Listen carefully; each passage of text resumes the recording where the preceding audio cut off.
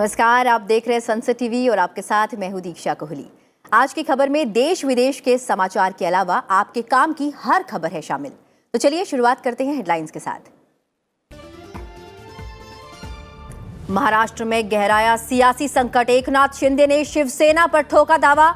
मुख्यमंत्री उद्धव ठाकरे ने कहा, हिंदुत्व और शिवसेना एक दूसरे से अलग नहीं।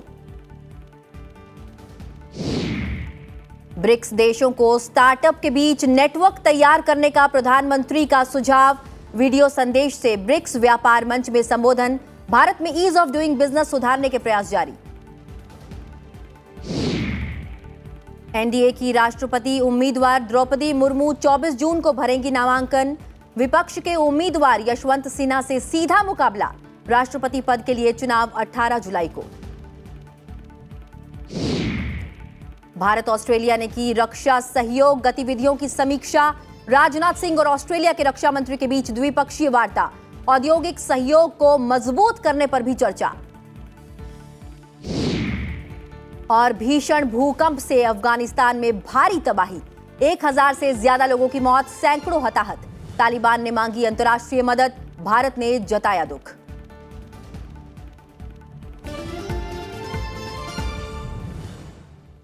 और हेडलाइंस के बाद अब एक नजर उन खबरों पर जो आज सुर्खियों में रही। प्रधानमंत्री कल शुरू हो रहे 14वें ब्रिक्स शिखर सम्मेलन में भाग लेंगे।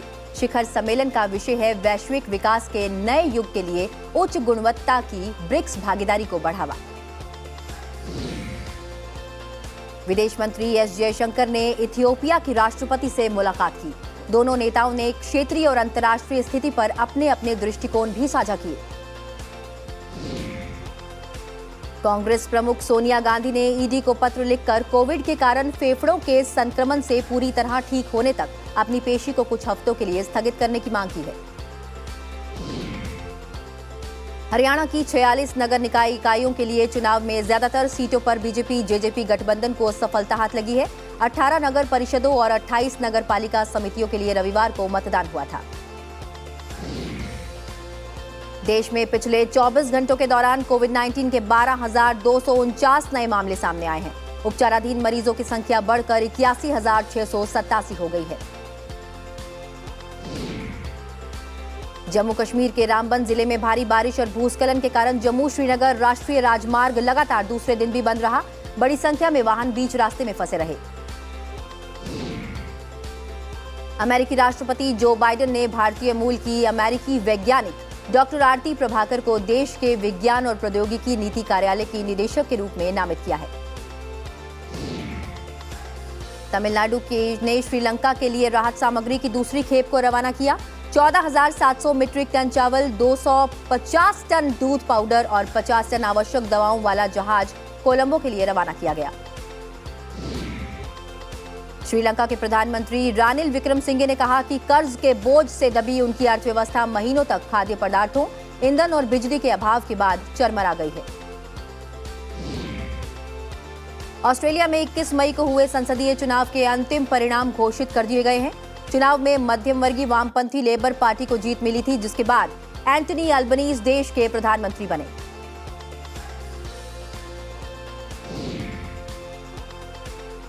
और अब खबरें विस्तार से। महाराष्ट्र में शिवसेना नेता एकनाथ शिंदे की बगावत के बाद महाविकास अघाड़ी गठबंधन संकट में आ गया है। फेसबुक लाइव के दौरान मुख्यमंत्री उद्धव ठाकरे ने कहा कि अगर आप शिवसेना बोलोगे तो शिवसेना और हिंदुत्व आपस में मिले हुए हैं। शिवसेना हिंदुत्व और हिंदुत्व शिवसेना से अलग नहीं हो सकते। शिवसेना प्रमुख ने कहा कि जो विधायक गायब हैं या जिन्हें गायब किया गया है वे आएं और मेरा इस्तीफा लेकर जाएं। उन्होंने कहा कि अगर एकनाथ शिंदे आकर बोल दें तो मैं मुख्यमंत्री पद छोड़ने के लिए तैयार हूं। की तुम्ही संख्या किती कोणाकडे आहे हा गौण आहे विषय माझ्याकडे। शेवटी ही जी काही लोकशाही आहे त्या लोकशाहीमध्ये संख्या ज्यांच्याकडे अधिक असते तो जिंकतो। मग ती तुम्ही संख्या कशी जमवता, प्रेमाने जमवता, जोर जबरदस्तीने त्या धमक्या दटवण्या देऊन जमवता, हे नगण्य असतं। महाराष्ट्र में जारी सियासी उठापटक के बीच एमवीए और एकनाथ शिंदे की लड़ाई अब आर पार के मोड़ पर पहुंच गई है। शिवसेना ने बागी नेता एकनाथ शिंदे महाराष्ट्र के 40 विधायकों के साथ असम के गुवाहाटी में हैं। उन्होंने कहा कि पार्टी के संस्थापक बाला साहेब ठाकरे की विचारधारा के लिए वो प्रतिबद्ध हैं। एकनाथ शिंदे के शिवसेना विधायक दल के नेता के रूप में बने रहने की बात कहते हुए 34 विधायकों के हस्ताक्षर वाले शिवसेना विधायक दल के प्रस्ताव को राज्यपाल के पास भेजा गया है। बता दें कि 288 सदस्यों वाली महाराष्ट्र विधानसभा में शिवसेना के 55, एनसीपी के 53 और कांग्रेस के 44 विधायक हैं। सरकार बनाने के लिए 144 विधायकों का समर्थन जरूरी है। इस बीच महाराष्ट्र में चल रहे राजनीतिक संकट के बीच कांग्रेस पर्यवेक्षक कमलनाथ ने मुंबई में राष्ट्रवादी कांग्रेस पार्टी अध्यक्ष शरद पवार से मुलाकात की है। कांग्रेस के द्वारा राज्य में राजनीतिक उथल-पुथल के मद्देनजर महाराष्ट्र में पर्यवेक्षक नियुक्त किया गया था। कमलनाथ ने कहा कि उनकी पार्टी एकजुट है और इसके विधायक बिकाऊ नहीं है। कांग्रेस के विधानसभा में 44 सदस्य हैं और पार्टी राज्य में शिवसेना और एनसीपी के साथ सरकार में है। विधायक दल की बैठक थी जहां से 44 में से 41 विधायक उपस्थित थे। 3 राष्ट्रीय कांग्रेस पार्टी बिल्कुल एक है। जो हमने समर्थन दिया था एनडीए सरकार का, ये कायम रहेगा। हम एनडीए सरकार की सपोर्ट करते रहेंगे। और इस पर अधिक जानकारी के लिए हमारे साथ जुड़ रहे हैं हमारे संवाददाता मोहम्मद फातेह टीपू। टीपू, सत्तारूढ़ शिवसेना के 2 फाड़ हो गए हैं। दोनों ने अपना अपना व्हिप भी जारी कर दिया है और व्हिप अध्यक्ष भी नियुक्त कर लिए गए हैं। ऐसे में शिवसेना का भविष्य अब कैसे देखें, और अगर इन हालातों की बात करें तो महाविकास अघाड़ी सरकार पर अब क्या असर पड़ेगा?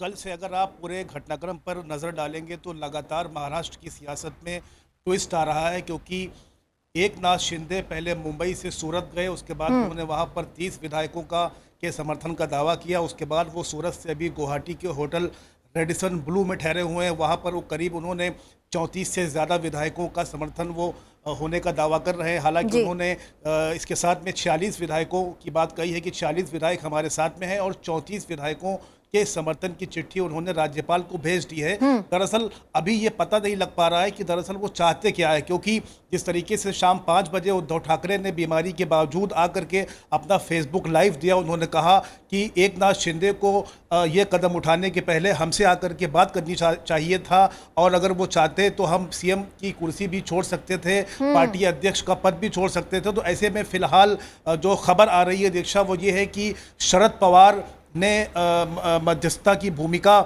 को आगे बढ़ाते हुए उन्होंने सलाह दिया है कि एकनाथ शिंदे को मुख्यमंत्री बना दिया जाए। ऐसे में क्योंकि अभी 2.5 साल महाराष्ट्र विकास अघाड़ी का जो कार्यकाल है वो पूरा हो चुका है, 2.5 साल अभी बचे हैं। और ऐसे में ये भी जानकारी देना महत्वपूर्ण है कि 2019 में जब सरकार बनाने की कवायद चल रही थी तो एकनाथ शिंदे को विधायक दल का नेता चुना गया था, लेकिन एनसीपी और कांग्रेस के न चाहने के बावजूद भी उनको मुख्यमंत्री नहीं बनने दिया गया था, लिहाजा उद्धव ठाकरे सीएम बने थे। लेकिन अब चूंकि राजनीतिक घटनाक्रम बहुत तेजी के साथ में बदल रहा है, ऐसे में हो सकता है कि उनको वो सीएम पद की पेशकश दे सकते हैं। दूसरी तरफ ये भी खबर है कि देवेंद्र फडणवीस भी सक्रिय हो गए हैं और वो बीजेपी आलाकमान के संपर्क में है। ऐसे में खबर ये भी आ रही है कि हो सकता है कि अगर बीजेपी के साथ में सरकार बनाने की कवायद महाराष्ट्र में हो सकती है तो एकनाथ शिंदे को उप मुख्यमंत्री पद दिया जा सकता है। फिलहाल अभी वहां पर महाराष्ट्र में राजनीतिक तौर पर अनिश्चितता का माहौल है। देखने की बात होगी कि वहां का राजनीतिक ऊंट दीक्षा किस करवट बैठता है। बिल्कुल, इस तमाम जानकारी के लिए बहुत बहुत धन्यवाद मोहम्मद फातेह टीपू। बढ़ते हैं अगली खबर की ओर। प्रधानमंत्री नरेंद्र मोदी ने ब्रिक्स देशों को भारत के साथ व्यापार बढ़ाने की अपील की है। आज वे वर्चुअल तरीके से ब्रिक्स बिजनेस फोरम की बैठक के उद्घाटन सत्र को संबोधित कर रहे थे। उन्होंने कहा कि भारत में व्यवसाय में सहूलियत प्रदान करने के लिए कई प्रयास किए गए हैं और महिला उद्यमियों ने भी काफी उल्लेखनीय काम किया है। प्रधानमंत्री ने सुझाव दिया कि ब्रिक्स देशों को अपने स्टार्टअप के बीच एक नेटवर्क तैयार करना चाहिए ताकि सदस्य देशों को एक दूसरे के अनुभवों का लाभ मिल सके। BRICS women business alliance Bharat में हो रहे इस ट्रांसफॉर्मेटिव बदलाव पर एक स्टडी कर सकता है। इसी तरह इनोवेशन लेड इकोनॉमिक रिकवरी पर भी हमारे बीच उपयोगी संवाद बन सकता है। मेरा सुझाव है कि ब्रिक्स बिजनेस फोरम हमारे स्टार्टअप्स के बीच नियमित आदान प्रदान के लिए एक प्लेटफॉर्म विकसित करें। भारत और ऑस्ट्रेलिया ने मौजूदा रक्षा सहयोग गतिविधियों की समीक्षा की और इसे आगे बढ़ाने के तरीकों पर चर्चा की है। रक्षा मंत्री राजनाथ सिंह, ऑस्ट्रेलिया के उप प्रधानमंत्री और रक्षा मंत्री रिचर्ड मार्शल्स ने दिल्ली में मुलाकात की। इस दौरान दोनों देशों के बीच व्यापक रणनीतिक साझेदारी की समीक्षा की गई। उन्होंने दोनों देशों के बीच रक्षा अभ्यासों और आदान प्रदान के बढ़ने का स्वागत किया है। दोनों नेताओं ने रक्षा अनुसंधान और सामग्री सहयोग पर भारत ऑस्ट्रेलिया संयुक्त कार्य समूह को मजबूत करने पर अपनी प्रतिबद्धता जताई है। इस कार्य समूह की बैठक इस साल के अंत में ऑस्ट्रेलिया में होगी। दोनों मंत्रियों ने रक्षा सेनाओं के लिए आपूर्ति सुनिश्चित करने के लिए भारत और ऑस्ट्रेलिया के बीच औद्योगिक सहयोग को मजबूत करने पर भी चर्चा की है। दोनों रक्षा मंत्रियों ने रणनीतिक चुनौतियों और क्षेत्रीय सुरक्षा स्थिति की भी समीक्षा की है। Bilateral defense cooperation is an important pillar of our comprehensive strategic partnership. Our close defense and security cooperation is an important factor of stability in the Indo-Pacific region. Australia is a key partner. Richard Marles 23 जून तक भारत की यात्रा पर हैं। राजनाथ सिंह के साथ द्विपक्षीय बैठक के पहले ऑस्ट्रेलिया के उप प्रधानमंत्री और रक्षा मंत्री को गार्ड ऑफ ऑनर दिया गया। ऑस्ट्रेलिया के उप प्रधानमंत्री रिचर्ड मार्लेस राष्ट्रीय युद्ध स्मारक गए और वहां श्रद्धांजलि भी अर्पित की।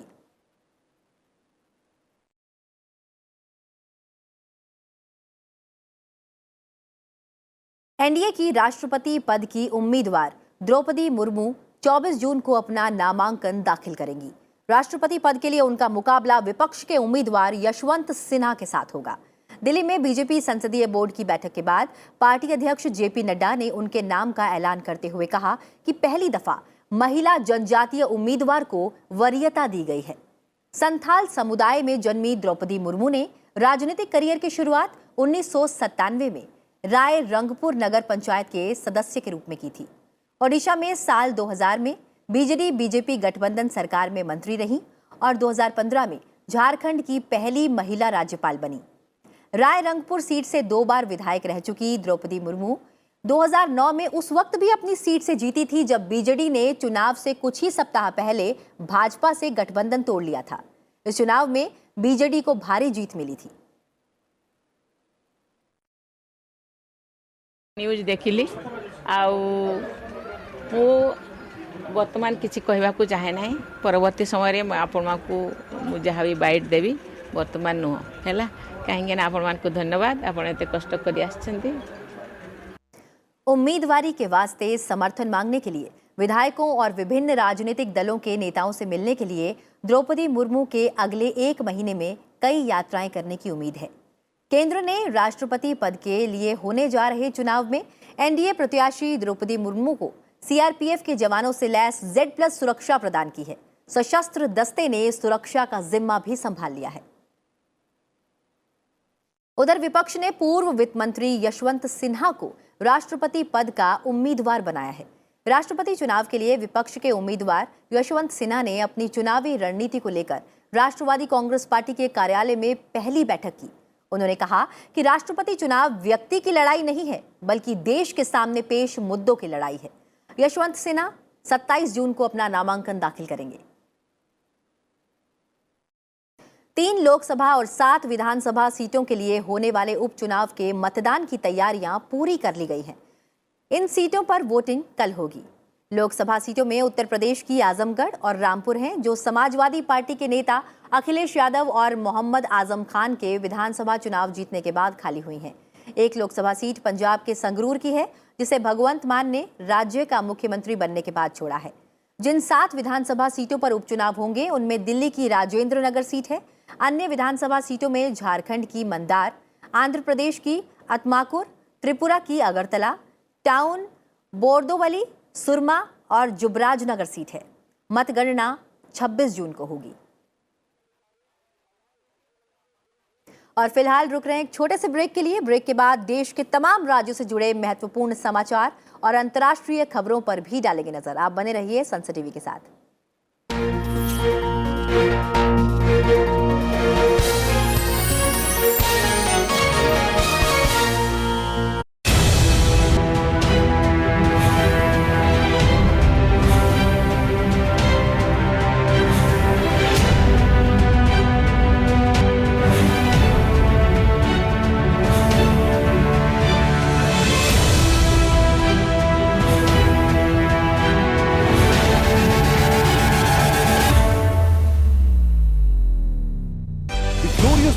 of India's 75 years of independence, protection of rights, ensuring equality, to empower, to deliver justice.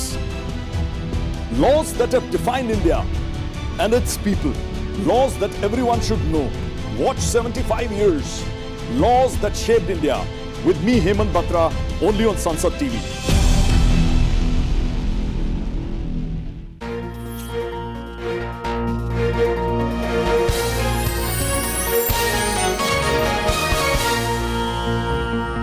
Break के बाद स्वागत है आप सभी का आज की खबर में। बढ़ते हैं आगे और बात करते हैं राज्यों से जुड़ी हुई खबरों की।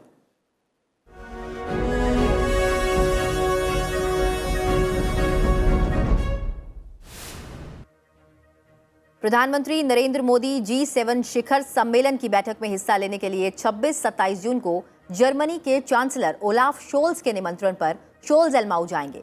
बैठक से इतर प्रधानमंत्री कई देशों के नेताओं के साथ द्विपक्षीय बैठक भी करेंगे। इसके बाद प्रधानमंत्री 28 जून को संयुक्त अरब अमीरात की यात्रा पर जाएंगे, जहां वे यूएई के पूर्व राष्ट्रपति और अबू धाबी के शासक रहे शेख खलीफा बिन जायद अल नहान के निधन पर श्रद्धांजलि देंगे। केंद्रीय मंत्री अनुराग ठाकुर हिमाचल प्रदेश के धर्मशाला में शतरंज ओलंपियाड मशाल रिले में शामिल हुए। उन्होंने कहा कि भारत में 6ठी शताब्दी में चेस की शुरुआत चतुरंग के नाम से हुई थी। केंद्रीय मंत्री डॉक्टर जितेंद्र सिंह ने जम्मू कश्मीर के उधमपुर में भूकंपीय वेधशाला केंद्र का उद्घाटन किया। उन्होंने कहा कि इससे समय पर भूकंप का पता चल सकेगा। तमिलनाडु के एक प्रतिनिधिमंडल ने दिल्ली में केंद्रीय मंत्री गजेंद्र सिंह शेखावत से मुलाकात की। इस दौरान मेकेदातु विवाद पर चर्चा दी गई। महाराष्ट्र के राज्यपाल भगत सिंह कोश्यारी कोरोना वायरस से संक्रमित हो गए हैं। उन्हें दक्षिण मुंबई के एक निजी अस्पताल में भर्ती कराया गया है। मध्य प्रदेश विधानसभा का 5 दिवसीय मॉनसून सत्र 25 जुलाई से शुरू होगा। सत्र 25 जुलाई से 29 जुलाई तक चलेगा। इसमें कुल 5 बैठकें होंगी। मध्य प्रदेश के मुख्यमंत्री शिवराज सिंह चौहान ने उज्जैन में जन आशीर्वाद रैली निकाली और जनसभा कर लोगों से पार्टी के लिए आशीर्वाद मांगा। हिमाचल प्रदेश के मुख्यमंत्री जयराम ठाकुर ने किन्नौर के रिकांगपिओ में 54 करोड़ रुपए की 19 विकास परियोजनाओं का उद्घाटन किया और शिलान्यास किया। उत्तर प्रदेश के मुख्यमंत्री योगी आदित्यनाथ ने मेधावी छात्र संवाद कार्यक्रम में बोर्ड परीक्षा में शीर्ष स्थान प्राप्त करने वाले छात्रों से संवाद किया। और अब बढ़ते अगली खबर की ओर। जस्टिस संभाजी शिवाजी शिंदे राजस्थान हाईकोर्ट के नए मुख्य न्यायाधीश बन गए हैं। राजभवन में उन्हें पद और गोपनीयता की शपथ दिलाई गई। इनका कार्यकाल करीब 42 दिन का होगा। हिमाचल प्रदेश के रोहतांग और शिंकुला दर्रा में ताजा बर्फबारी हुई है। वहीं मौसम विभाग ने प्रदेश में भारी बारिश को लेकर अलर्ट भी जारी किया है। हरियाणा की शनन ढाका ने भारतीय सेना में महिलाओं के पहले एनडीए बैच में टॉप किया है। रोहतक की बेटी अब 3 साल के लिए पुणे की खड़सवाला में ट्रेनिंग करेंगी।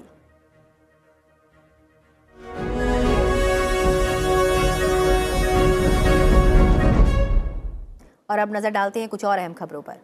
भारत में मलेरिया के मामले में 2015 के बाद से 86% की बड़ी गिरावट आई है। 2015 और 2021 के बीच इस बीमारी से होने वाली मौतों की संख्या में 79% की कमी दर्ज की गई है। गैर लाभकारी संगठन मलेरिया ने नो मोर की एक रिपोर्ट में यह बात कही है। मलेरिया उन्मूलन की ओर से भारत का सफर शीर्षक वाली रिपोर्ट में कहा गया है कि 2017 और 2019 के बीच मलेरिया से लड़ने के लिए भारत का बजटीय आवंटन 2 गुने से अधिक हो गया है। 31 राज्यों और केंद्र शासित प्रदेशों में इस बीमारी के बारे में सूचना देने की अब और जरूरत हो गई है। असम में बाढ़ की स्थिति गंभीर है। राज्य के मुख्यमंत्री हिमंत बिस्वा शर्मा और उनके मंत्री हर तरह की मदद पहुंचा रहे हैं।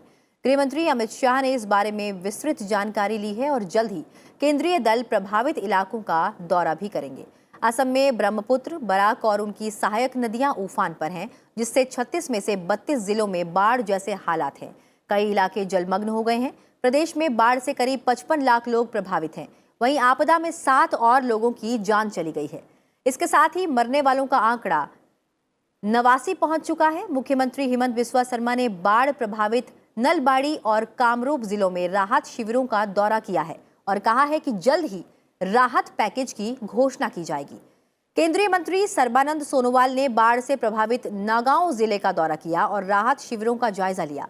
उन्होंने लोगों को हर संभव मदद का भरोसा भी दिया है। परम आदरणीय प्रधानमंत्री नरेंद्र मोदी जी ने इस सिलसिले में असम चीफ मिनिस्टर से भी बात किया है और सारी परिस्थिति का जानकारी भी लिया है और ये भी आश्वासन दिया गया है कि असम सरकार का साथ भारत सरकार हर पल सहयोग देने के लिए प्रतिबद्ध है। और साथ साथ में देश के माननीय गृह मंत्री अमित शाह जी ने भी इस विषय पर डिटेल बात किया है, परिस्थिति का डिटेल जानकारी ली है और ये भी कहा है कि कम दिनों के अंदर केंद्रीय दल यानी कि सेंट्रल टीम सारे अफेक्टेड इलाका देखने आएंगे। दक्षिण पश्चिमी मानसून के प्रभाव से अगले 5 दिनों में पश्चिम बंगाल, सिक्किम और ओडिशा में भारी बारिश होने का अनुमान है। दक्षिण पश्चिम मानसून के ओडिशा पहुंचने के बाद पिछले 24 घंटे में सामान्य से 17.3% अधिक बारिश दर्ज की गई है। मौसम विभाग के मुताबिक प्रदेश में मानसून पूरी तरह सक्रिय हो गया है। प्रदेश के 13 जिलों में भारी बारिश को लेकर अलर्ट भी जारी किया गया है। वहीं जम्मू कश्मीर के कई हिस्सों में भारी बारिश के कारण बाढ़ और भूस्खलन की वजह से रणनीतिक रूप से अहम जम्मू कश्मीर राष्ट्रीय राजमार्ग को बंद करना पड़ा है, जहां सैकड़ों गाड़ियां फंस गई हैं। डोडा जिला प्रशासन ने पर्वतीय जिले के कई इलाकों में हाई अलर्ट घोषित किया है। वहीं घाटी की भी यही सूरत है, जहां झेलम नदी खतरे के निशान से ऊपर बह रही है।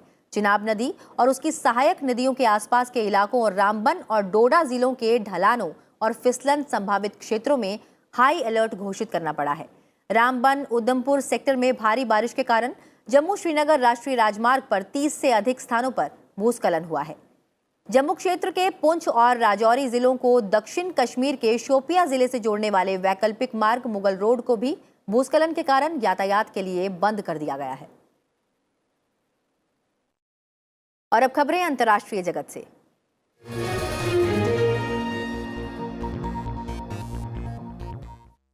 पूर्वी अफगानिस्तान में आए भूकंप में 1000 से ज्यादा लोगों की मौत हो गई है, जबकि करीब 1500 से ज्यादा लोग जख्मी हो गए हैं। राहत और बचाव का काम लगातार जारी है। पख्तिया प्रांत के 4 जिलों में भीषण भूकंप में कई मकान तबाह हो गए हैं। पाकिस्तान के पेशावर, इस्लामाबाद, लाहौर और पंजाब के अन्य हिस्सों और खैबर पख्तूनख्वा के प्रांतों में 6.1 तीव्रता के भूकंप के झटके महसूस किए गए। भूकंप के झटके अफगानिस्तान, पाकिस्तान और भारत में महसूस किए गए। तालिबान सरकार ने अंतर्राष्ट्रीय मदद मांगी है। इटली के एक शहर की एक गली को फूलों की कलाकृति में तब्दील कर दिया गया है। फूलों की पंखुड़ियां और बीजों से इन्फिक्टोराटा उत्सव के लिए रंगीन कालीन बनाया गया है। आपको छोड़े जाते हैं इसकी तस्वीरों के साथ। फिलहाल मुझे दीजिए इजाजत और आप बने रहिए संसद टीवी के साथ। नमस्कार।